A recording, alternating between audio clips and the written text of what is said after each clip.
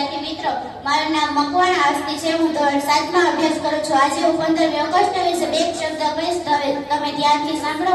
એ મારી નમ્ર વિનંતી. ગંગા જેવી પવિત્રતા છે આ દેશની માટીમાં. ગંગા જેવી પવિત્રતા છે આ દેશની માટીમાં. કંઈક ખાસ જાદુ છે હિન્દુસ્તાનની હવામાં. વતન માટે મરવું અને વતન માટે જીવવું એક છે સાચો ધર્મ આપણી જિંદગીમાં. 15મી ઓગસ્ટ એ ભારતનો સૌથી મોટો રાષ્ટ્રીય તહેવાર છે. આ દિવસે આપણો દેશ આઝાદ થયો હતો, તેથી તેને સ્વતંત્રતા દિવસ તરીકે ઉજવવામાં આવે છે. આ દિવસ દરેક ભારતીય માટે ગૌરવ, આનંદ અને દેશભક્તિનો દિવસ છે.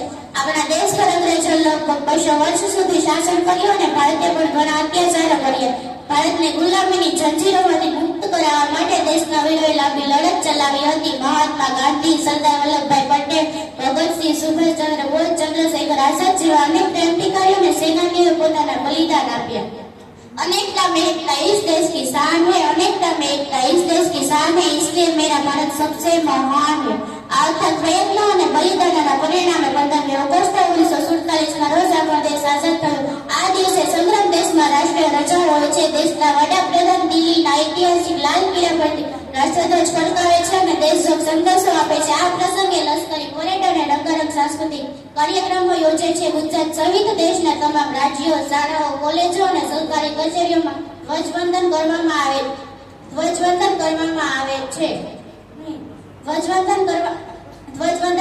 આવે છે. વિદ્યાર્થીઓ દેશભક્તિ ગીતો, નાટકો અને વક્તવ્ય રજૂ કરે છે.